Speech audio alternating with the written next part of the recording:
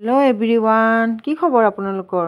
এয়া আহকচোন, আজি মই কলপচলাৰ সৈতে মুৰ্গী মাংস বনাবলৈ ওলাইছোঁ। এয়া চাওকচোন, মই কলপচলা লৈছোঁ। এই কেইটুকুৰ কলপচলা ভীমকলৰ হয়। এনেধৰণে মই কটাৰীৰে কাটি লৈছোঁ মিহি মিহিকৈ। আপোনালোকৰ সুবিধা মতে আপোনালোকে কাটি ল'ব। এতিয়া মই গিলাচ এটাৰে আৰু অলপ মিহিকৈ কাটি ল'ম। এয়া ভীমকলৰ পচলা হোৱাৰ বাবে মই পানীত ভিজাই থোৱা নাই। আপোনালোকে যদি বেলেগ কলৰ পচলা লয় তেনেহ'লে আপোনালোকে অলপ পানীত ভিজাই থ'ব, কিয়নো বেলেগ কলৰ পচলাবিলাক অকণমান তিতিকি ভাৱ আহে।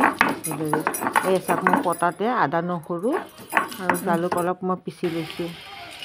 এতিয়া মই আৰু বেছি মছলা নালাগে এই আঞ্জা বনাবৰ বাবে।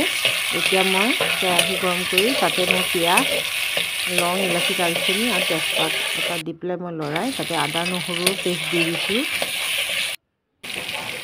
আৰু এচামুচ হালধি গুড়ি, এচামুচ জিৰা গুড়ি, এচামুচ ধনিয়া গুড়ি, জলকীয়া গুড়ি আৰু আন্দাজমতে নিমখ অলপ দি মই মুৰ্গী মাংসৰ পিচ মই দি দিছোঁ।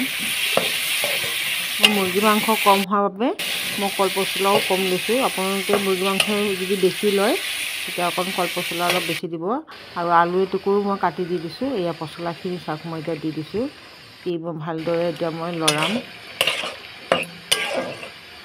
আপোনালোকে অনুগ্ৰহ কৰিছোঁ, আপোনালোকে মোৰ পেজটো যদি ফ'ল' কৰা নাই, অনুগ্ৰহ কৰি আপোনালোকে ফ'ল' কৰি দিব আৰু লাইক কমেণ্ট শ্বেয়াৰ কৰি দিব দেই। ভাল হ'লে কমেণ্টত জনাব কেনেকুৱা লাগিছে মোৰ বনোৱাটো। এই চাওক হৈ গৈছে মোৰ বনোৱা, কেনেকুৱা হৈছে জনাব দেই। ধন্যবাদ।